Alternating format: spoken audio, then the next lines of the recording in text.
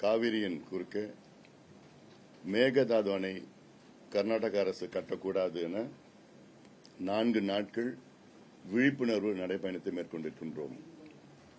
இன்று 3வது நாள் திருப்பூரிலே தொடங்கி திருச்சியிலே இன்று முடிக்கின்ற என்னுடைய விழிப்புணர்வு பயணம். கர்நாடகாவில் மேகதாது அணை கட்டினால் காவிரி டெல்டா பாலைவனமாக மாறும். தமிழ்நாட்டில் காவிரியை நம்பி 8 கோடி மக்களில் கிட்டத்தட்ட 5.5 கோடி மக்கள் காவிரியை நம்பியிருக்கின்றார்கள். 38 மாவட்டத்தில் 28 மாவட்ட மக்கள் காவிரியை நம்பியிருக்கின்றார்கள்.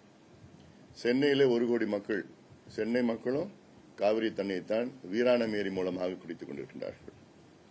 அது மட்டுமல்ல, மதுரை வைகையார் வந்தாலும் மதுரையில் மேலூர் காவிரி உபரிநீர் திட்டம், ராமநாதபுரத்தில் ராமநாத காவிரி உபரிநீர் திட்டம், இப்படியெல்லாம் அத்துணை மாவட்டங்களும் காவிரி நீரைத்தான் குடித்துக் கொண்டிருக்கின்ற ஒரு சூழலில் இந்த பிரச்சனை தமிழ்நாட்டுக்கும் கர்நாடகாவுக்கும் பிரச்சனை கிட்டத்தட்ட 200 ஆண்டுகளாக இருக்கின்ற இந்த பிரச்சனை தான்.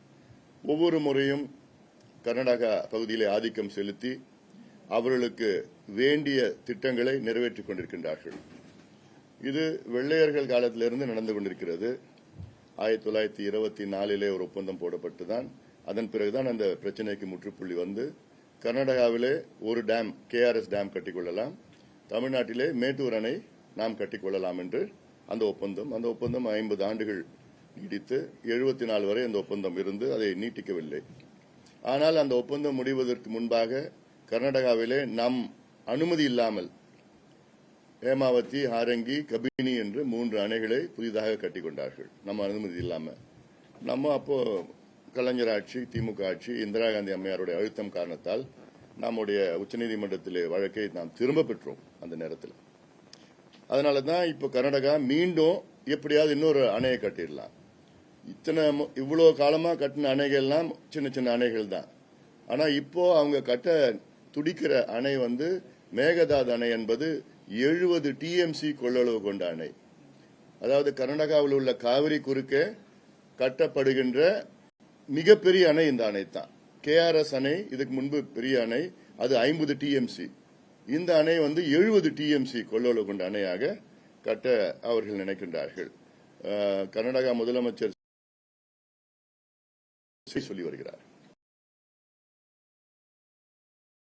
பயன்பெறும்.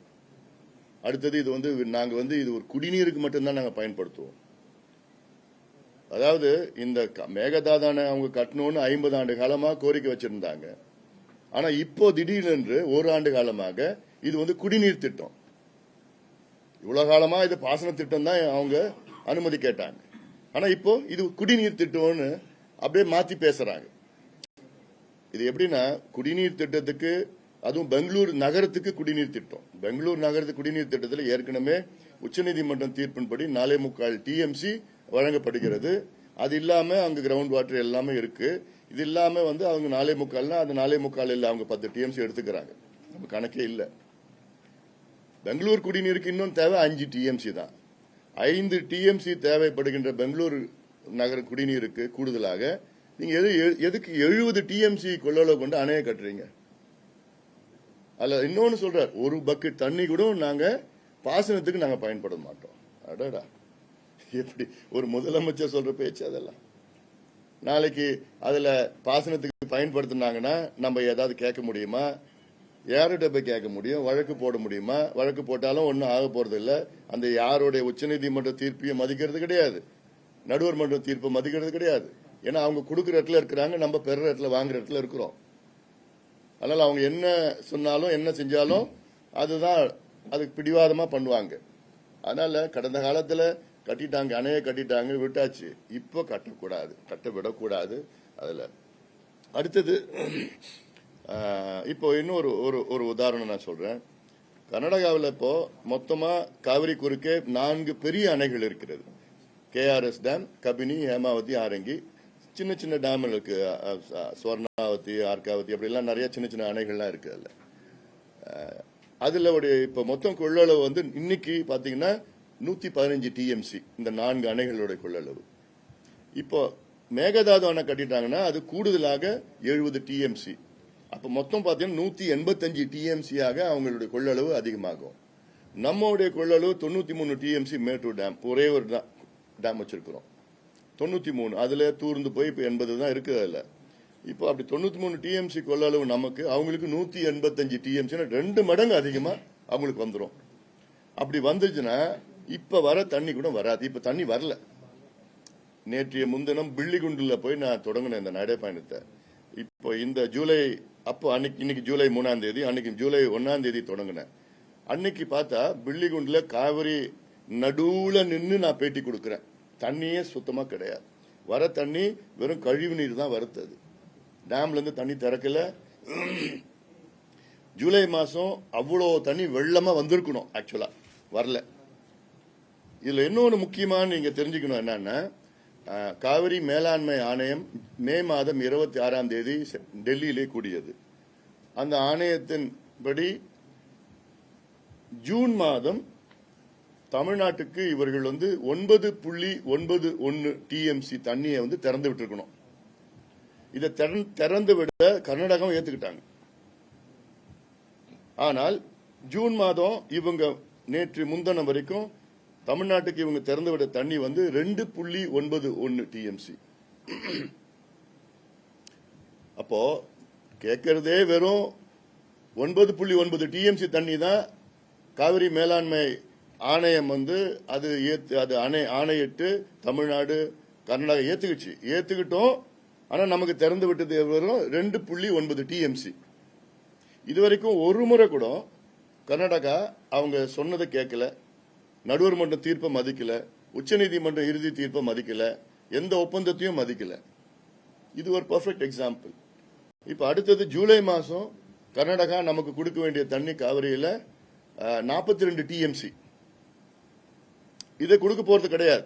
இப்பயே நானும் சொல்லிடுறேன். நான் இத மேகதாது அணை கட்டுவதற்கு முன்பாகவே இந்த நிலைன்னா, அவங்க மேகதாது அணை கட்டிட்டாங்கன்னா இருக்கிற குடிக்கிறது தண்ணி கூட வராது. இப்போ மேட்டூர் அணை இன்னைக்கு 93 டிஎம்சி கொள்ளளவுல இன்னைக்கு 40 டிஎம்சி தான் இருக்கு. நேற்று போய் பார்த்து வந்த மேட்டூர் டேம் வறண்டு கிடக்குது. அந்த 42 டிஎம்சி வெறும் குடிக்கிறதுக்கு தான். குடிக்கிறதுனா திருப்பூர் நகரத்துக்கு உங்களுக்குலாம் நீங்க குடிக்கிற தண்ணி காவிரி தண்ணி தான். நொய்யல் ஆறு, அழகான நொய்யல் ஆறு உங்க ஊர் வழியா வருது. ஆனா நொய்யல் சாக்கடையா மாறிடுச்சு. திருப்பூர்ல, தாராபுரம், காங்கயம் இது எல்லாமே காவிரி கூட்டு குடிநீர் திட்டம் தான். காவிரியில் வர தண்ணி தான் குடிச்சிட்டு இருக்கீங்க நீங்க. இப்போ மேட்டூர் மேகதாது கட்டினா இந்த தண்ணி வராது. இது எல்லாரும் பாதிக்கப்படுற இது பிரச்சனை. இது அதனால இது எல்லாரும் ஒன்னா சேரணும், பொதுமக்கள் வரணும். அரசியல் கட்சிகள்லாம் நாங்க வந்திருக்கிறோம், சட்டமன்றத்தில் தீர்மானம் நிறைவேற்றிருக்கு, அதெல்லாம் எங்க வேலையை பண்ணிட்டு இருக்கிறோம். பொதுமக்கள் வரணும், இளைஞர்கள் வரணும், ஜென்சி போன்றவர்கள் எல்லாம் வந்து இதுல அழுத்தம் கொடுத்தால்தான் மத்திய மாநில அரசுகள் இதுல வந்து ஒரு கவனம் செலுத்துவாங்க. மாநில அரசு செலுத்திட்டு மத்திய அரசு செலுத்தணும். மத்திய அரசுல என்ன ஒரு இஷ்யூனா, கர்நாடகாவில் தேசிய கட்சிகள் தான் ஆண்டுட்டு வருது. பிஜேபி காங்கிரஸ் மாறி மாறி ஒரு முறை 2 முறை வந்து ஜனதா தள், பட் முக்கால்வாசி பிஜேபியும் காங்கிரஸும் தான். மத்தியில ஆளுறது பிஜேபியும் காங்கிரஸ் தான் மாத்தி மாத்தி. ஆக அந்த 2 கட்சிகளும் கர்நாடகாவை தான் சப்போர்ட் பண்ணுவாங்க. தமிழ்நாட்டுக்கு நிச்சயமா சப்போர்ட் பண்ண போறது கிடையாது. அடுத்தது 2028 கர்நாடகாவில் எலெக்ஷன் வருது.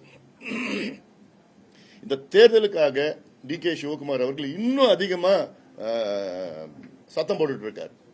மேகதாது மேகதாது மேகதாது. ஏன்னா அவர் தொகுதியில தான் வருது, கனகாபுரம் தொகுதியில தான் மேகதாது அணை வருது. மேகதாது அணை பாத்தீங்கன்னா தமிழ்நாட்டு எல்லையிலிருந்து 4 கிலோமீட்டர் தள்ளி இருக்கு அந்த மேகதாது அணை. அந்த பகுதி மேகதாது பகுதி. மேகதாதுனா காவிரி வந்து ஒரு குறுகிய இடத்துல தண்ணி வந்து அப்படியே மறுபடியும் தண்ணி வருது, அந்த மேகதாது. இப்போ இன்னும் 1.5 வருஷம் சிவகுமார் அவர்கள் இன்னும் சத்தம் அதிகமா போடுவார். அத்தனை கட்சிகளும் அவங்க சப்போர்ட் பண்ணுது. அங்க கர்நாடகாவில் காவிரி பிரச்சனைக்காக காங்கிரஸ், பிஜேபி, ஜனதா தள், வேற என்னென்ன கட்சி இருக்குதோ அத்தனையும் ஒன்னா சேர்ந்து டி.கே. சிவகுமார் வீட்டில் கூடி பேசுறாங்க. இங்க நடக்குமா தமிழ்நாட்டில்? எந்த இவ்வளோ பெரிய பிரச்சனை இருந்தாலும் அப்படி நான் இப்படிதான் இருப்பேன், நான் இங்கதான் இருப்பேன்னு அப்படிலாம் அந்த மாதிரி நிலையில இருக்குது அங்க. இத்தனைக்கும் அவங்க கொடுக்குற இடத்துல இருக்கிறாங்க, நம்ம வாங்குற இடத்துல இருக்கிறோம். அப்போ தண்ணி பெற இடத்துல இருக்கிறோம். அப்போ இதெல்லாம் நம்ம எடுத்து பண்ணணும், கடைபிடிக்கணும், லீகலா நிறைய எடுத்துட்டு போனோம். மேகதாது அணை கட்டினாங்கன்னா 12,500 ஏக்கர் காட்டை அழிச்சு அந்த அணையை கட்ட முடியும். அப்பதான் கட்ட முடியும். 12,500 ஏக்கர். அதுல 3 சரணாலயங்கள் இருக்கு. குறிப்பா காவிரி வனவிலங்கு சரணாலயம், காவிரி வைல்ட் லைஃப் சாங்சுரின்னு இருக்கு. அதுல புலிகள் அதிகமா இருக்கு. அங்க புலிகள் அதிகமா இருக்கிற பகுதி அது. யானைகள் பெரிய சரணாலயம். அங்க ஆயிரக்கணக்கான யானைகள் அங்க இருக்கு. கரடியில இருந்து மான், 4 கொம்பு மான், மீன், மாசிர் மீன், நிறைய இஷ்யூ. 300-400 வருஷத்துக்கு பழமையான மரங்கள், லட்சக்கணக்கான மரங்கள் இருக்காங்க. இதெல்லாம் அழிச்சுதான் இந்த டேமை அவங்களால கட்ட முடியும். அதில் சமூக ஆர்வலர்கள்லாம் இதெல்லாம் இதை எதிர்க்கிறாங்க. சுற்றுச்சூழல் ஆர்வலர்கள் எதிர்க்கிறாங்க. எங்க கர்நாடகாவில் எதிர்க்கிறாங்க. ஆக இதுல கட்ட விடக்கூடாது. கட்டினா தமிழ்நாட்டில் மிகப்பெரிய ஒரு பாதிப்பு வரும், மிகப்பெரிய பஞ்சம் வரும் தமிழ்நாட்டில். ஏன்னா அவங்கள பத்தி தெரியும், எங்களுக்கு தண்ணி வேணும், எங்களுக்கு பாசனம். அதாவது நான் இன்னொரு செய்தி முக்கியமானது எப்படின்னா, 1974 காவிரி 8 லட்சம் ஏக்கரா இருந்தது. 6.8 lakh ஏக்கர்ஸ் காவிரி பாசனம், அந்த நிலப்பரப்பு விவசாய நிலம். அது வந்து 1991 12 லட்சமா உயர்ந்து இருக்கிறது. 2006 அது வந்து 18 லட்சமா உயர்ந்து இருக்கிறது. 2016 21 லட்சமா உயர்ந்து இருக்கிறது. இன்னைக்கு அது வந்து 25 லட்சமா உயர்ந்து இருக்கும். ஆனா அதுக்கு டேட்டா எங்களுக்கு இல்ல, எங்ககிட்ட இல்ல. 2016 கடைசியா 21 லட்சம் கர்நாடகாவில். அதே மாதிரி தமிழ்நாட்டில் 1974 29 லட்சம் ஏக்கர் பாசனம் காவிரி, தமிழ்நாட்டில் உள்ள காவிரி மூலமாக பாசன பரப்பு. இன்னைக்கு தமிழ்நாட்டில் உள்ள பாசன பரப்பு 20 லட்சம். 29 இருந்து நமக்கு 29 இருந்து 20 லட்சமா குறைஞ்சிருக்கு. கர்நாடகாவில் 6.8 லட்சத்துல இருந்து இன்னைக்கு 21 லட்சமா உயர்ந்திருக்கு. ஆக்சுவலா 25 லட்சமா இருக்கும், பட் டேட்டா எங்களுக்கு இல்ல.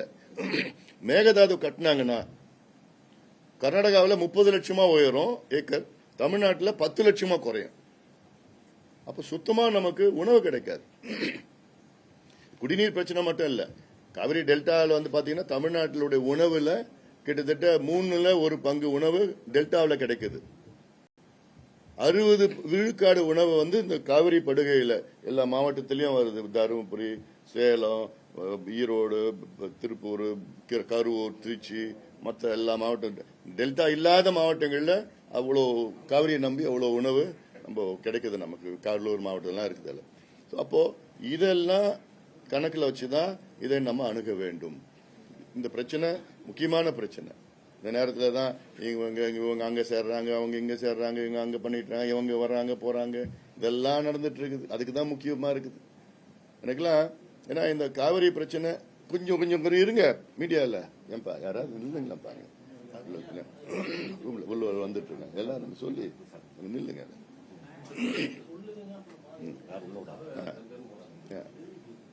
அதனால இது தமிழ்நாட்டினுடைய உயிர்நாடி பிரச்சனைய இதை எப்படி கையாளணும், இது வந்து அனைத்து கட்சி கூட்டம் தமிழக அரசு கூட்டணும், கூட்டி மத்திய அரசுக்கு அழுத்தம் கொடுக்கணும். பிரதமரை நாங்கள் எல்லாம் நாடாளுமன்றம், சட்டமன்றம் தலைவர்கள் எல்லாம் சேர்ந்து பிரதமர் அவர்களையும் ஜனாதிபதி அவர்கள், அதன் பிறகு நீர்வளத்துறை அமைச்சர் இதெல்லாம் சந்திச்சு பேசி, அதுக்கப்புறம் நல்ல ஒரு எக்ஸ்பர்ட்ஸ் அவங்கள அட்வொகேட்ஸா போட்டு பல வழக்குகள் போடணும். சுற்றுச்சூழல் அழிக்கிறது, பயோடைவர்சிட்டி அழிக்கிறது. ஏன்னா இந்தியா வந்து எல்லா ட்ரீட்டிலையும் கையெழுத்து போட்டிருக்கு. பாரிஸ் டிக்ளரேஷன் 2015, அப்புறம் மான்ட்ரியல் பயோடைவர்சிட்டி இன்டர்நேஷனல் ட்ரீட்டி, எல்லாத்தையும் கையெழுத்து போட்டிருக்கு இந்தியா. அதுல என்னன்னா காடுகளை வளர்க்கணும், விரிவுபடுத்தணும், அதுல கையெழுத்து போட்டிருக்கு. அதுக்கு நேரா எதிரான இந்த செயல்கள்லாம் மத்திய அரசு கொண்டு வரக்கூடாது. இப்போ இது வச்சு வழக்கு போடலாம். அப்போ ஒன்னு வச்சு வழக்கு போட்டாலே அது ஒன்னு அங்கங்க நின்று போயிடும். இவங்க வந்து 2028 வரைக்கும் பயங்கர சத்தம் போடுவாங்க. அதுக்கு பிறகு கொஞ்சம் கம்மியா இருக்கும். ஆனாலும் நம்ம எதிரும், ஏன்னா உச்சநீதிமன்றத்தில் எனக்கு என்னன்னா இப்ப காவிரி நடுவர் மன்றம் 90 அமைச்சு 91 இடைக்கால தீர்ப்பு 2007 வந்து இறுதி தீர்ப்பு 2013 வந்து கெசட் நோட்டிபிகேஷன் பண்ணதுக்கு அப்புறம் தான் பிரச்சனை வந்துச்சு. அப்புறம் தான் உச்சநீதிமன்றம் போய் உச்சநீதிமன்றம் 2018 ஒரு தீர்ப்பு கொடுக்கறாங்க. இடைக்கால நமக்கு நீர் பகிர்வு வந்து 205 டிஎம்சி 91 கொடுத்தது. 2007 வந்து அதை வந்து குறைச்சி 192 கொடுத்துட்டாங்க. அதுக்கு பிறகு உச்சநீதிமன்றம் 2018 அதையும் குறைச்சி 177.25 டிஎம்சின்னு கொடுத்துட்டாங்க. அதுல 4.25 டிஎம்சி பெங்களூருக்கு, 7 டிஎம்சி பாண்டிச்சேரிக்கெல்லாம் கொடுத்தாங்க. அப்போ உச்சநீதிமன்ற தீர்ப்பு என்ன சொன்னாங்கன்னா 2033 வரை நீங்க இங்க யாரும் வரக்கூடாது, அதுல நீங்க பகிர்ந்துக்குங்க, அவ்வளவுதான். இந்த தீர்ப்பு 2033 வரை இருக்கும். அதுக்குள்ள யாரும் கேஸுக்கு வராது, எதுவும் வராது, எந்த விரிவாக்கம் எதுவும் பண்ணக்கூடாது. உச்சநீதிமன்றம் தீர்ப்பு. அதை மீறி மீண்டும் நாங்க கட்டுவோம் போட்டு, ஏன்னா அவருக்கு என்னன்னா அங்க இருக்கிற முதலமைச்சருக்கு என்னன்னா இதை வச்சுட்டு ஒரு கன்சாலிடேஷன், ஒரு எமோஷன் கிரியேட் பண்ணணும், அப்புறம் அது ஒரு ஓட்டா மாறணும். ஏன்னா இந்த பகுதியில தான் அதிகமா கடந்த ஆட்சியில கடந்த தேர்தலில் அதிகமா வெற்றி பெற்றிருக்காங்க. மறுபடியும் இந்த பிரச்சனை எடுத்துக்கலாம். இன்னொன்னு நம்ம அதை லேசா அது தேர்தலுக்காக பண்ணாங்க மட்டும் நினைச்சுக்க கூடாது. ஏன்னா இப்போ டிபிஆர், அதாவது டீடைல் ப்ராஜெக்ட் ரிப்போர்ட், இத 2015 அப்போவும் மேகதாது கொண்டு வருவோம்னு கேட்ட நேரத்தில் நான் அப்போ இருக்கின்ற நீர்வளத்துறை அமைச்சர் உமா பாரதி அவர்களே நேரிலே சந்திச்சு இப்போ இந்த பிரச்சனை பத்திலாம் சொன்ன உடனே அவங்களும் வந்து எனக்கு ஒரு கடிதம் எழுதியிருந்தாங்க. அப்போ 2015 அப்ப என்ன எழுதியிருந்தாங்கன்னா, காவிரி நடுவர் மன்றம் தீர்ப்பின்படி தமிழ்நாடு அனுமதி இல்லாத கர்நாடகாவில் டிபிஆர் கூட தயார் செய்யக்கூடாது, முடியாது என்று 2015 எனக்கு லெட்டர் எழுதியிருக்கேன். அது என்கிட்ட கடிதம் இருக்கு என்கிட்ட. அப்போ அப்படி இருக்கின்ற ஒரு சூழல் இப்போ தமிழ்நாடு அனுமதி இல்லாம இவங்க எப்படி டிபிஆர் தயார் பண்றாங்க? அதுல இன்னொரு வருத்தம் எனக்கு என்னன்னா, உச்சநீதிமன்றத்துக்கு போனாங்க. உச்சநீதிமன்றம் என்னன்னா, நீங்க டிபிஆர் தயார் செய்யலாம், ஆனா அது வந்து மேகதாதுக்கு அனுமதி கிடையாது, டிபிஆர் மட்டும் தயார் செய்யுங்க, அப்புறம் நீங்க முறையா பண்ணுங்க. எனக்கு புரியல. ஒரு முறை உச்சநீதிமன்றம் 2033 வரைக்கும் நீங்க எதுவும் பண்ணக்கூடாதுன்னு சொல்ற உச்சநீதிமன்றம், இப்போ நீங்க கர்நாடகா டிபிஆர் நீங்க தயார் செஞ்சுக்கங்க. அப்போ ஒரு முரணான ஒரு குழப்பமான ஒரு சூழல் இருக்குது. எனக்கு எல்லாம் மத்திய அரசு எல்லாமே நிச்சயமா கர்நாடகா தான் ஆதரிக்கும். ஏன்னா அவங்களுக்கு அங்க ஸ்டேக்ஸ், அடுத்தது பிஜேபி வெற்றி பெறணும், கர்நாடகாவில் வெற்றி பெறணும்னு அவங்களுடைய எண்ணம். மத்திய அரசு வந்து மேகதாது எதிர்க்காது, எதிர்த்தா இதை வச்சு அரசியல் கர்நாடகாவில் பண்ணிடுவாங்க. அப்படி நிறைய சூழல் இருக்கு. அதனால நம்ம இதுல மெத்தனமா இருக்கக்கூடாது. நடுவர் மன்றம் தீர்ப்பு கொடுத்துட்டாங்க, காவிரி மன்றத்துக்கு தீர்ப்பு கொடுத்துட்டாங்கன்னு சொல்லிட்டு அந்த மெத்தனமா இருக்கக்கூடாது. தொடர்ந்து நிறைய ஒரு 10-15 வழக்குகள் அரசு, தனியார், அப்புறம் தொண்டு நிறுவனங்கள், அப்புறம் தன்னார்வலர்கள், இப்படி எல்லாமே அங்கங்க கவர்மெண்ட் ஸ்பான்சர்டே போட்டுக்கிட்டு அங்கங்க கேரளால பண்ற மாதிரி தான். முல்லை பெரியாருக்கு அவங்களுக்கு நம்ம ஒரு பேபி டேம்ல ஒரு 15 மரம் இருக்கு. அந்த 15 மரத்தை அகற்றுவதற்கு அந்த பேபி டேம் வந்து ஸ்ட்ரென்தன் பண்ணதுக்கு கிட்டத்தட்ட 10-12 வருஷமா இழுத்துட்டு இருக்காங்க கேஸ போட்டு. அதனால நம்மளும் அரசியல் ரீதியா, சட்ட ரீதியா எல்லாமே நம்ம பண்ணணும். இன்னொன்னு அடுத்தது இந்த தீர்மானம் ஒன்று போட்டாங்க சட்டமன்றத்தில் சமீபத்தில், மேகதாது அணை கட்டக்கூடாதுன்னு தீர்மானம் போட்டாங்க. அது நல்ல தீர்மானம் தான். ஆனா அந்த தீர்மானத்தில் ஒரு திருத்தம் ஒன்று கொண்டு வந்தாங்க. திரு உதயநிதி ஸ்டாலின் எதிர்க்கட்சி தலைவர் அவர்கள் திடீரென்று கொண்டு வந்த அந்த திருத்தம், அதுல என்னன்னா, காவிரி மேகதாது நடுவர் மன்றம் அமைக்கணும்னு. இது தமிழ்நாட்டுக்கு ஒரு விபரீதமான ஒரு முடிவா நான் பாக்குறேன் நான். ஏன்னா முதல்ல நம்ம மேகதாதுவே நம்ம ஏத்துக்கல, பிறகு மேகதாது நடுவர் மன்றத்தை எப்படி நம்ம ஏத்துப்போம்? நீங்க ஃபர்ஸ்ட் ஸ்டெப் ஏத்துக்கிட்டா தான் நீங்க செகண்ட் ஸ்டெப் நீங்க போக முடியும். நீங்க ஃபர்ஸ்ட் ஸ்டெப்பே நீங்க ஏத்துக்கல, இந்த தீர்மானமே மேகதாது கட்டக்கூடாது தீர்மானம், அப்புறம் எப்படி நீங்க மேகதாது நடுவர் மன்றத்தை எப்படி நீங்க ஏத்துப்பீங்க?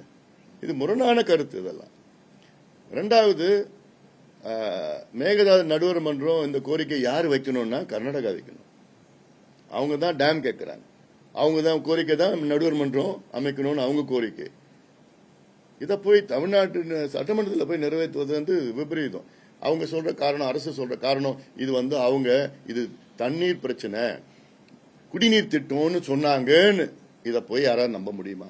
70 டிஎம்சி டேமை கட்டி இது வந்து தண்ணிக்கு கொண்டு போறோம். தண்ணி குடிநீருக்கு நீங்க அரை TMC, 1 TMC, 2 TMC, 3 TMC dam கட்டுவீங்க, செக் டேம் கட்டி அந்த தண்ணி எடுத்துட்டு போவீங்க, எவ்வளவுதான். எதுக்கு இவ்வளவு பெரிய டேம்? அதனால இது பாசனத்துக்கு 100% பாசனத்துக்கு தான்.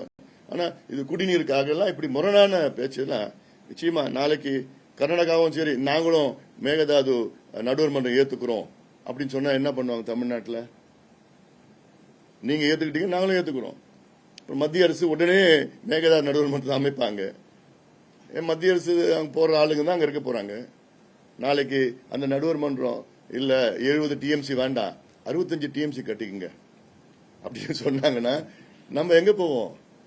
அதனால இதெல்லாம் நிச்சயமா தவறான ஒரு இது தீர்மானம். இந்த தீர்மானத்தை திரும்ப பெறணும். இன்னொன்னு இந்த தீர்மானம் கூட சரியான முறையில் இது வந்து நிறைவேற்றல சட்டமன்றத்தில். ஏன்னா ஒரு திருத்தம் கொண்டு வந்தா அந்த திருத்தத்துக்கு ஓட்டு எடுக்கணும். அந்த திருத்தத்துக்கு ஓட்டு எடுத்து சரி எல்லாம் ஒத்துக்கிறீங்களா, அப்புறம் அந்த திருத்தம் கொண்டு வந்து தீர்மானம் வரணும். இல்ல அந்த திருத்தம் அந்த முறையான முறையில் இல்லை, அதை திரும்ப பெறணும். பெற்றாதான் இதுல வந்து நமக்கு லீகலா நமக்கு ஸ்ட்ராங்கா இருக்கணும். ஏன்னா அவங்கள நாளைக்கு சுப்ரீம் கோர்ட்ல போயிட்டு அவங்க ஏத்துக்கிட்டாங்க, நடுவர் மன்றம் ஏத்துக்கிட்டாங்க, சுப்ரீம் கோர்ட்ல போயிட்டு சுப்ரீம் கோர்ட் ஓகே நடுவர் மன்றம் வச்சிருக்கீங்க அப்படி சொன்னாங்கன்னா ஒண்ணுமே பண்ண முடியாது. எதுக்கும் வழி விடக்கூடாது அவங்களுக்கு. ஏன்னா கடந்த கால அனுபவம் பார்த்துட்டோம், இப்ப இருக்கிற தேர்தல் சிச்சுவேஷன் பார்த்துட்டோம், அரசியல் நிலையெல்லாம் பார்த்துட்டோம், மத்திய அரசினுடைய அணுகுமுறை எல்லாம் பார்த்துட்டோம், எல்லாம் பார்த்துட்டோம். மத்திய அரசு அமைதியா இருக்குது, எதுவும் பேசாம இருக்கிறாங்க. அதனால இதெல்லாம் நமக்கு வந்து we have to be very very careful. And இதுல தமிழ்நாட்டு மக்கள், நான் கன்னியாகுமரியில் வாழ்கிறேன், நான் சென்னையில் இருக்கிறேன், நான் கோயம்புத்தூர்ல இருக்கிறேன், நான் ஊட்டியில் இருக்கிறேன், எங்களுக்கு பாதிப்பு இல்லைன்னா எல்லாருக்கும் பாதிப்பு. சோறு கிடைக்காது உங்களுக்கு. நாளைக்கு சோறு வந்து எங்க வருது? காவிரி டெல்டால வந்து அங்க விளையிற நெல்லு தான் நமக்கு சோறா. அவங்களுக்கு காலங்காலமா 1000 ஆண்டுகள் அந்த காவிரி டெல்டா தான் நமக்கு சோறு போட்டுட்டு இருக்கு. இன்னும் 1000 ஆண்டுகள் அந்த பகுதி சோறு போடணும். இடையில தண்ணி வரலன்னா நின்று போச்சு. அதனால இது வந்து ஒரு முக்கியமான பிரச்சனை நான் பாக்குறேன். கேள்வியில் என்ன இருக்கா? தமிழகத்தில் பாமக பொறுத்தளவு வந்து போதைப் பொருள் உள்ளிட்ட அதாவது பொதுமக்கள் சார்ந்த பிரச்சனை நீங்க முன்னாடி போறீங்க. இப்ப நீங்க தமிழக அரசு வற்புறுத்துற நேரம் அதாவது பாமக சார்பா நீங்களே அனைத்து கட்சி கூட கூட்டலாம்ல? நான் வந்து ஒரு 15 நாளுக்கு முன்பு அனைத்து விவசாய சங்க கூட்டத்தை நான் கூட்டினேன். சென்னையில் 68 விவசாய சங்க தலைவர்கள், முக்கியமான எல்லாமே PR பாண்டியில இருந்து எல்லாமே வந்திருந்தாங்க. அதுக்கு வந்திருந்தாங்க. அதுல வந்து கிட்டத்தட்ட 4 மணி நேரம் விவாதம் பண்ணி இந்த மேகதாது பிரச்சனை, இந்த கடன் கூட்டுறவு வங்கியில வந்து கடன் முழுமையை தள்ளுபடி பண்ணணும், வேற விளை நிலங்களுக்கு நெல்லுக்கு குவிண்டாலுக்கு 3500 ரூபாய் கொடுக்கணும், கரும்புக்கு 4000, இது எல்லாமே பேசி ஒரு தீர்மானம் கிட்டத்தட்ட 23 தீர்மானங்கள் நிறைவேற்றணும். தீர்மானத்தை அரசுகிடம் கொடுத்துருக்கிறோம்ல. அதனால இது நிச்சயமா இது அரசு இந்த பிரச்சனை வந்து it is a wider problem. அதனால அரசு பண்ணாதான் இது சரியா இருக்கும். அரசு வந்துதான், ஏன்னா அரசு தான் அடுத்த கட்டத்துக்கு எடுத்துட்டு போக முடியும். இது மத்திய அரசு எடுத்துட்டு போகணும். இப்போ நான் அனைத்து கட்சி கூட்டத்தை வந்து மாநில அரசு முடிவெடுக்கிற அந்த சமூக நீதி கணக்கெடு மாநில அரசு முடிவெடுக்கிற அந்த பிரச்சனை, இது மத்திய அரசு தான் முடிவெடுக்கணும். உச்சநீதிமன்றம் இருக்குது, எல்லாம் நீதிமன்றங்கள்லாம் இருக்கு. அரசு பண்ணணும். எங்களுக்கு நான் தயாரா இருக்கிறேன், பண்ணதுக்கு தயாரா இருக்கிறேன். ஆனா இதுல வந்து அந்த சமூக நீதி கணக்கெடுப்பு போன்ற இது எல்லாம் வருவாங்களா இல்லைன்னு தெரியல. பட் கவர்மெண்ட் இது பண்ணாதான் இதுல அடுத்த கட்டம் கவர்மெண்ட்ல முதலமைச்சர் தலைமையில பிரதமரை சந்திக்கிறது, அங்க அழுத்தம் கொடுக்கிறது, அது எல்லாமே இன்னும் ஒரு ஷோ ஆஃப் ஸ்ட்ரென்த் இருக்கும்.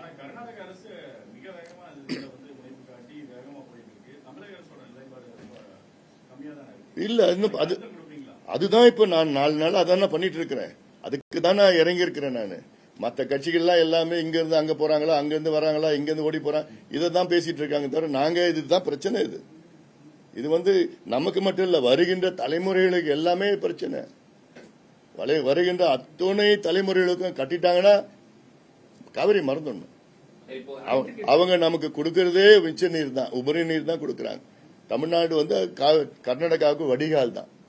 அவங்க டேம் எல்லாம் நிரம்பிடுச்சுன்னா தான் நமக்கு தண்ணி கொடுப்பாங்க. ஏன்னா இவ்வளோ பிரச்சனை நடக்கிற டைம்ல ஜூன் மாசம் 9.91 டிஎம்சி தண்ணி திறந்து விடணும்னு கர்நாடகா ஒத்துக்கிட்டாங்க காவிரி மேனேஜ்மெண்ட் போர்டுல. ஆனா கொடுத்தது 2.91 டிஎம்சி தான் கொடுத்துருக்காங்க ஜூன் மாசம் ஃபுல்லா. ஜூலை மாசம் 42 டிஎம்சி கொடுக்கணும்னு ஒத்துட்டு இருக்காங்க. எங்க கொடுக்க போறாங்க? அப்போ இது மேகதாது கட்டுறதுக்கு முன்பாகவே இந்த நிலைன்னா மேகதாது கட்டுறாங்கன்னா அவ்வளவுதான். சார், இப்போ முதல்வர் பிரதமருக்கு கடிதம் எழுதியிருக்காரு, தொடர்ந்து அழுத்தம் கொடுத்துட்டு தான் இருக்குன்றாரு. வேற என்ன மாதிரியான நடவடிக்கைகள்? இப்போ அதான் சொல்ல, முதல்ல அனைத்து கட்சி கூட்டம் பேசி எல்லாருடைய கருத்துக்களும் கேட்கணும். கேட்டுட்டு அத்துணை தலைவர்கள், சட்டமன்ற நாடாளுமன்ற அத்துணை உறுப்பினர்களும் போய் பிரதமரை பார்க்கணும். கர்நாடகாவில் பார்த்தா அவங்க யார் ஒன்னா டி.கே. சிவகுமார் காங்கிரஸ், அங்க பிரதமர் பிஜேபி, அதெல்லாம் எல்லாம் நேரில் எத்தனை முறை போய் பார்த்திருக்காங்க. நீர்வளத்துறை அமைச்சர் பாக்குறாரு, எல்லாமே பார்த்து அழுத்தம் கொடுத்துரு. இதுதான் நமக்கு வேணும். யூ ஹேவ் டு பிரஷர் தான். அனைத்து கட்சி கூட்டம் போட்டாங்க அப்படின்னா இப்ப நீங்க நிச்சயமா போய் கலந்துக்கிறீங்க, நீங்க தான் முன்னெடுக்கிறீங்க. மற்ற எதிர்கட்சிகளான அதிமுக, திமுக எல்லாம் வருவாங்களா? 100% வரணும், வருவாங்க 100%. ஏன்னா இது தமிழ்நாட்டு பிரச்சனை, தமிழ்நாட்டினுடைய ஒரு மிக மிக முக்கியமான பிரச்சனை. தமிழர்கள், இது தமிழர்களுடைய வாழ்க்கை பிரச்சனை நான் சொல்றேன். நாளைக்கு தண்ணி விடலன்னா, டேம் கட்டிட்டாங்கன்னா தமிழர்கள் வாழ முடியாத ஒரு சூழல். ஏன்னா நாங்க தருமபுரியோட பேசணும், மீடியா மேடையில பேசுறப்போ ஒரு பக்கம் ஈகோ சைட், இன்னொரு பக்கம் ஜெனோசைட், ஸ்ட்ராங்கான வார்த்தை தான் நாங்க பேசணும். அதாவது ஈகோ சைட்னா ஈகாலஜியை டிஸ்ட்ராய் பண்றது ஈகோ சைட், என்வாயர்மெண்ட்டை டிஸ்ட்ராய் பண்றது பயோடைவர்சிட்டி ஈகோ சைட். ஏன்னா அது 12,500 ஏக்கர் காட்டு அழிச்சு இந்த டேமை கட்ட போறாங்க, அது ஈகோ சைட். அதே போன்ற தமிழர்களை தண்ணி கொடுக்காம பசி பஞ்சம் ஏற்படுத்தினா இது கிட்டத்தட்ட இனப்படுகொலை மாதிரி தான். இலங்கையில குண்டு போட்டு தான் இனப்படுகொலை செஞ்சாங்க. இங்க தண்ணியை நிறுத்தி இனப்படுகொலை செய்யற சூழல். இனப்படுகொலைன்னா சாப்பாடு இல்லைன்னா எங்க போவோம்? இது நான் இன்னைக்கு சொல்ல, ஃபியூச்சர்ல ஸ்லோவா நடக்க போகுது. அல்ல, இப்ப உலகம் முழுவதும் தண்ணி தானே பிரச்சனை. மூன்றாவது உலக போர் தண்ணினால வரும்னு பண்ணிடுறேன். இதெல்லாம் அப்போ இது ஒவ்வொன்றும் நம்ம சண்டை போட்டுக்கிட்டே தான் இருக்கணும். இந்த முன்னெடுப்புக்கு நன்றி சார். இப்போ ஏற்கனவே என்னன்னா நிறைய தண்ணி வீணாகுதுன்னு சொல்லிட்டு இருக்காங்க. தமிழ்நாட்டுல மழைக்காலங்களில் வரக்கூடிய தண்ணியை ப்ராப்பரா நம்ம சேவ் பண்றது இல்ல. ஏன்னா தாமிரபரணியில் ஆரம்பிச்சு வைகையில கொண்டு கனெக்ட் பண்றதுல நிறைய திட்டங்கள் போட்டாங்க, ஆனா எதுவுமே செயல்படுத்தல. சோ நீர் மேலாண்மையில கடந்த ஆட்சி காலங்கள்ல குறைபாடு இருந்தது உண்மை. அது நீங்க வலியுறுத்துவீங்களா சட்டமன்றத்தில்? நல்ல சூப்பரான கேள்வி கேட்டீங்க. அதாவது இந்த திராவிட கட்சிகளுடைய மிகப்பெரிய ஃபெயிலியர், 60 ஆண்டு காலம் மிகப்பெரிய ஃபெயிலியர் நீர் மேலாண்மை. Biggest failure of this Dravidian parties is water management and irrigation. பல மாநிலங்களுக்கு நான் போயிருக்கிறேன். அத்தனை மாநிலங்களிலும் நீர் மேலாண்மை, நீர் பாசன திட்டங்களுக்கு அவ்வளோ லட்சக்கணக்கான கோடி ரூபாய் ஒதுக்கீடு செஞ்சு அவங்க எல்லாமே நிறைவேற்றிட்டு இருக்கிறாங்க. பெரிய பெரிய திட்டம். இப்ப கர்நாடகாவில் பாத்தீங்கன்னா கிருஷ்ணால அப்பர் கிருஷ்ணா ரிவர் ப்ராஜெக்ட் கிட்டத்தட்ட 77,000 கோடி. நம்ம 500 கோடி, 200 கோடி, 250, அது கூட பண்ண மாட்டேன். இவங்களுக்கு தெரியல, அதான் பிரச்சனை. நாங்களும் எவ்வளவு கத்திட்டு வரோம். அத்திக்கடவு அவிநாசி திட்டம் 52ல அறிவிச்சு, 52ல இருந்து கோரிக்கை, பக்தவாச்சலம் 67 அறிவிச்சார், அப்ப 9 கோடி. இன்னைக்கு 3,500 கோடி செலவு பண்ணிருக்கணும். ஆனா 1,550 கோடி தான்.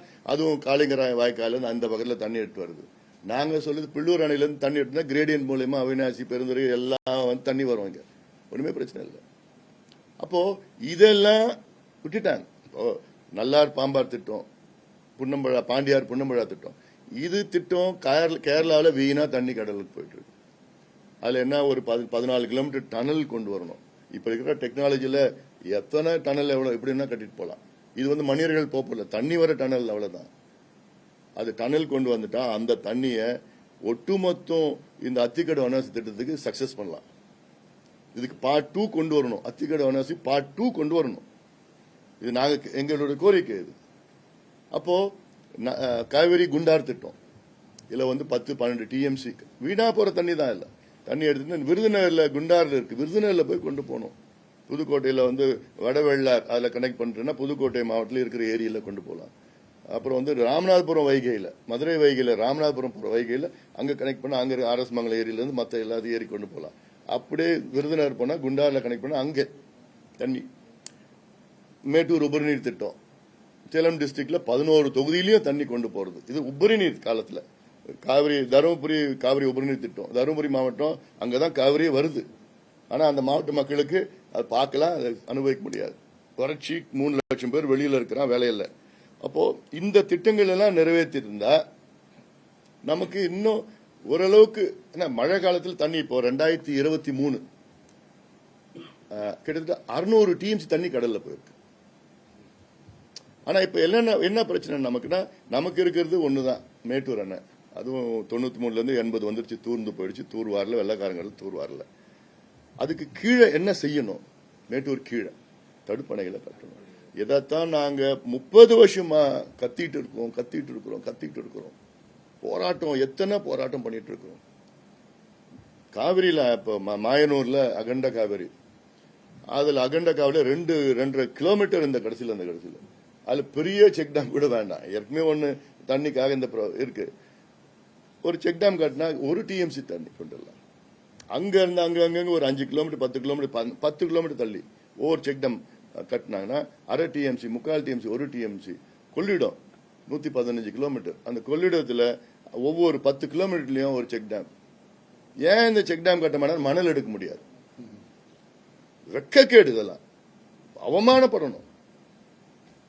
மணல் கொள்ளையடிக்கிறதுக்காக இவ்வளவு காலமா 2 கட்சியும் செக் டேம் கட்டாம இன்னைக்கு நாசப்படுத்திட்டு இருக்காங்க. கேரளாக்காரங்க பாருங்க, அவங்கள தடை, மணல் எடுக்க தடை இருக்கு. ஆமா, இங்க நம்ம தான் இழிச்சு வாயங்களாச்சு. காசுக்கு என்ன வேணா பண்ணிடுவோம்ல தமிழ்நாட்டில் இங்க இருக்கிற ஆளுங்களை. இப்ப ஓபன் கேனல்ல வருது, க்ளோஸ்ட் பைப்ல கொண்டு போனோம்னா விரயம் இல்லாமல் பயன்படலாம்னு சொல்லி ஒரு சாரார் சொல்றாங்க.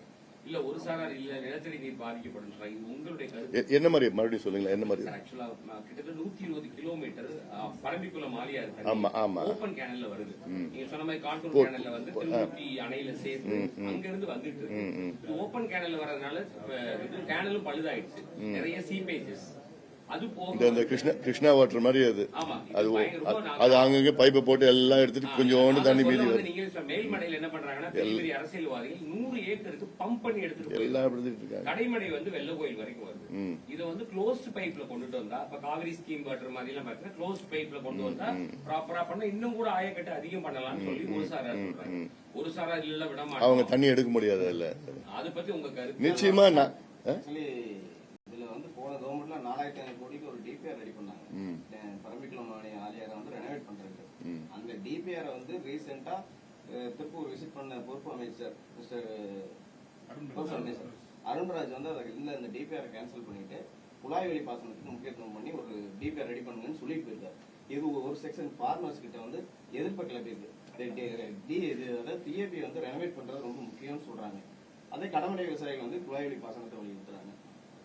அது இது மாதிரி இந்த அப்பர் பவானி ஸ்கீம்ல இருந்து இந்த கடைகள் இதே ஒரு கண்டென்ட். இது உள்ள போனோம்னா அவங்களுக்கு மேல இருக்கிறவங்க பண்ணக்கூடாதுன்னு சொல்லுவாங்க, கீழே இருக்கிறவங்க வேணும்னு சொல்லுவாங்க. பேச்சுவார்த்தை மூலியமா இதை ஒரு பேலன்ஸா கொண்டு போகணும். பட் வாட் எவர் இஸ் தண்ணி கேரளாவுக்கு இப்போ அட்டப்பாடியில வந்து நம்ம சிறுவாணி தண்ணி அங்க கிட்டத்தட்ட 6 TMC போட்டு அங்க கட்டுறதுக்கு முயற்சி பண்ணிக்கின்னு ஒரு 3 இடத்துல பண்ணி அப்புறம் நம்ம எல்லாம் போய் பிரச்சனை பண்ணி இப்ப கொஞ்சம் நிறுத்தி வச்சிருக்கிறாங்க. ஸோ ஒவ்வொரு இடத்துலயும் அவங்க வந்து அந்த கேரளாவில் அங்க அணை கட்டக்கூடாது. ஏன்னா கேரளாவுக்கு அது தேவையில்லை. கேரளாவில் மொத்தமா அவங்க விவசாயம் பண்றதில்ல, ஏதோ கொஞ்சம் கொஞ்சமா பண்றாங்க. அவங்க தண்ணி கடலுக்கு தான் போயிட்டு இருக்குது. அவங்களுக்கு நமக்கு தான் அதை போய் பார்த்து பேசி இந்த அவ்வளோ ஸ்கீம்ஸ் இருக்குது மேற்கு தொடர்ச்சி மலையில். அத்தனையும் நம்ம போய் ஒரு சயின்டிபிக்கா அப்ரோச் பண்ணி டெக்னிக்கலா எவ்வளோ technology has come long way. And உலகம் முழுவதும் எல்லாம் அங்க போய் பார்த்தாலே தெரியுது.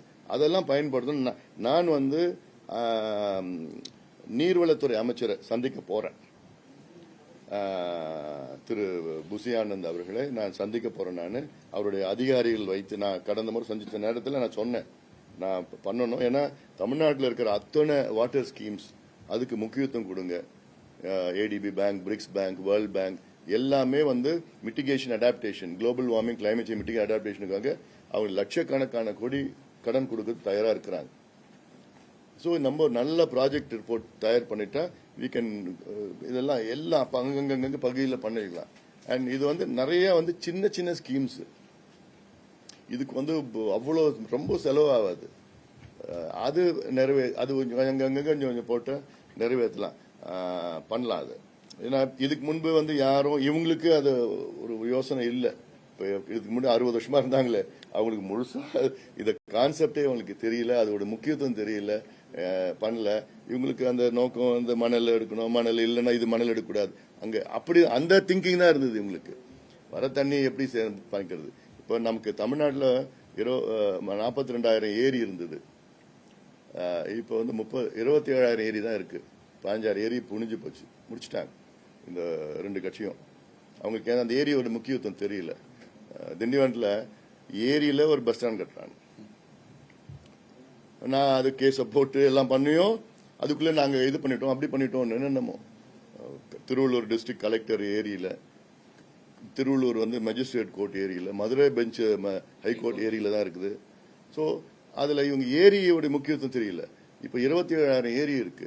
இந்த 27,000 ஏரியும் அவங்க வந்து கொஞ்சம் தூர்வாரினாங்கன்னு வச்சுக்கோங்களேன். ஒரு தம்பி நல்லா சொன்னாப்ல, ஒரு 1 மீட்டர், ஒரு 3 அடி 3.3 ஃபீட் தூர்வாரினாங்கன்னா 27 ஏரியும் 200 TMC தண்ணி வந்து நம்ம தேய்க்கலாம். இப்ப நேற்று நீங்க பேசினது சொன்னீங்க, இந்த மாதிரி சமூக வலைதளங்கள் வழியில அரசியல் மாற்றம் ஏற்பட்டிருக்கு, இந்த மேகதாதானையும் அதே மாதிரி கொண்டு போகணும் அப்படின்னு சொல்லி அது பாமக தரப்புல எந்த மாதிரியான ஒரு முன்னெடுப்புலாம் இது பாமா எல்லாத்துக்கும் ஒரு கால் தான் கொடுத்துருக்கேன் நான். நம்ம கொடுத்து செஞ்சுட்டு வரோம். நம்ம ஷேரிங் லாட்ஸ் ஆஃப் இன்ஃபர்மேஷன். ஏன்னா நிறைய பேருக்கு தெரியல. இப்போ கொஞ்சம் நிறைய என்னன்னா எனக்கு ஒரு ஒரு மகிழ்ச்சி என்னன்னா, இந்த மெசேஜ் ரீச் ஆயிட்டு இருக்கு. ஓஹோ, இதுதான் மேகதாதுவா, நாங்க ஏதோ ஒரு டேம் கட்டத்துல என்ன தப்பு, தண்ணி கடலுக்கு போதே, தப்பு இல்லைன்னு நாங்க நினைச்சிட்டு இருந்தோம். இது கட்டினா இவ்வளவு பிரச்சனை நமக்கு வருமானு இப்பதான் போயிட்டு இருக்குது. So it has to reach more. And மக்கள் மத்தியில் எதிர்ப்பு வந்தாதான் இது இன்னும் கொஞ்சம் ப்ரெஷர் மத்திய அரசு மாநில அரசுக்கெல்லாம் வரும், ப்ரெஷர் வரும். அதுதான் என்ன ஜல்லிக்கட்டுக்கு பண்ணாங்கல்ல, நேற்று கூட பேசின மேடையில், ஜல்லிக்கட்டுக்கு வந்து 99.9% ஜல்லிக்கட்டுக்கு போராடினவங்க ஜல்லிக்கட்டு பார்த்ததே கிடையாது. 99.99% மக்கள் வந்து ஜல்லிக்கட்டுக்கு போராடினவங்க வந்து ஜல்லிக்கட்டுனால அவங்களுக்கு பாதிப்பு கிடையாது. அது நம்மளுடைய வீர விளையாட்டு, நம்மளுடைய பாரம்பரியம், அதுக்காக அந்த உணர்வுல போனாங்க. ஆனா இந்த மேகதாதுனா everyone will be affected. எல்லாருமே தனி நபர்கள், 8 கோடி மக்கள் தமிழ்நாட்டில் வில் பி அஃபெக்டட், பாதிக்கப்படுவாங்க. இன்னைக்கு மட்டும் இல்ல, வருங்கால அவங்களுடைய பிள்ளைகள், அவங்க பேர பிள்ளைகள், கொள்ளு பேர பசங்க, வாரிசுகள் எல்லாமே generations come they will be affected இந்த மேகதாதுனை கட்டினாங்கன்னா. அதனால இது ஒரு பெரிய சீரியஸான ஒரு இஷ்யூ. இதுக்கு எல்லாம் அழுத்தம் கொடுத்து இது தடுத்து நிறுத்தி அதை தொடர்ந்து சஸ்டெயின் பண்ணிட்டு இருக்கணும்.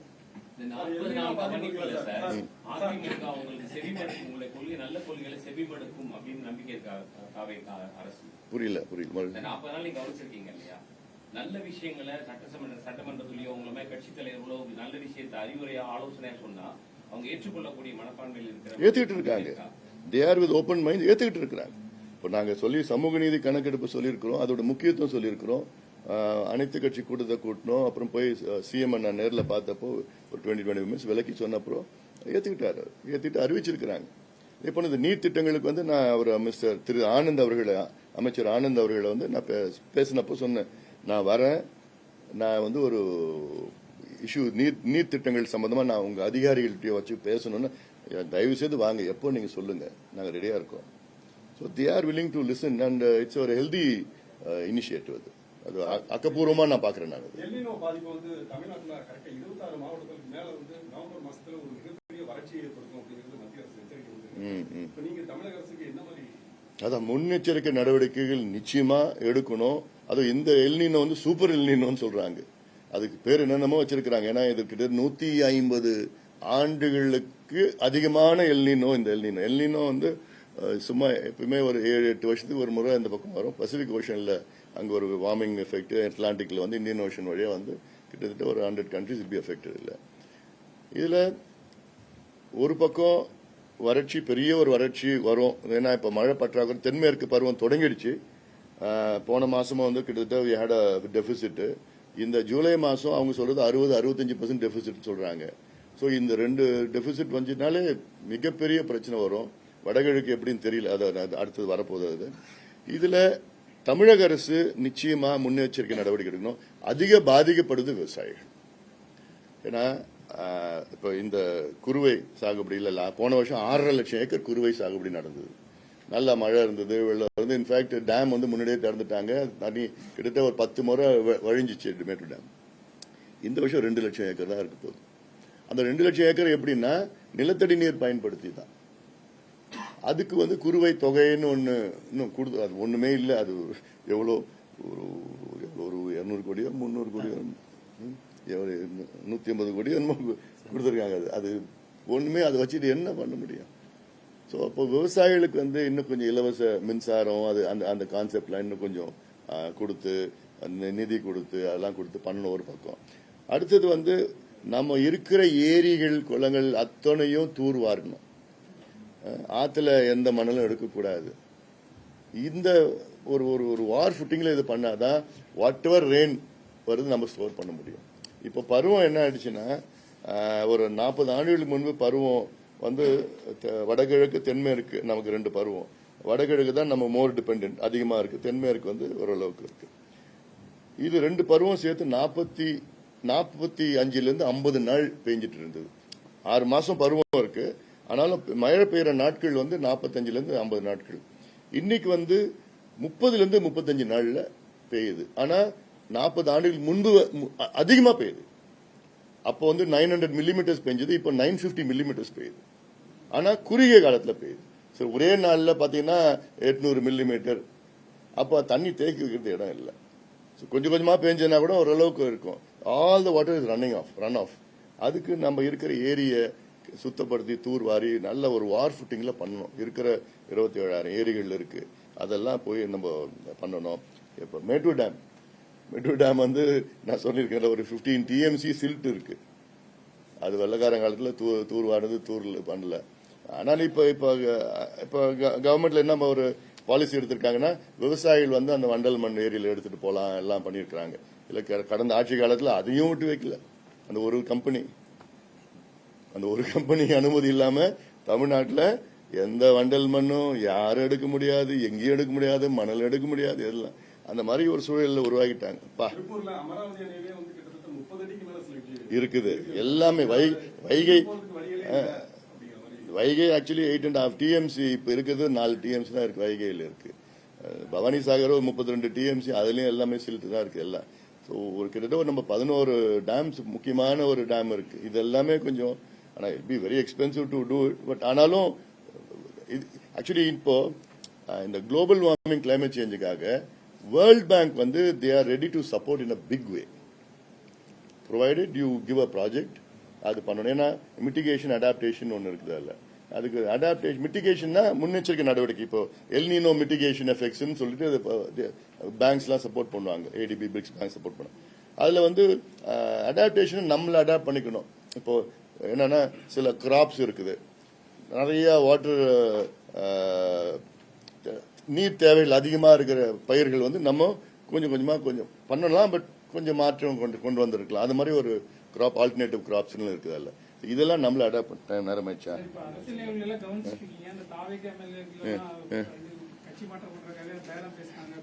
நான் இது உள்ள போனேன்னா நீங்க வந்து மேகதாதை பத்தி போட மாட்டீங்க.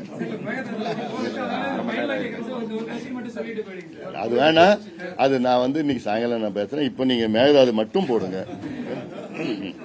நன்றி.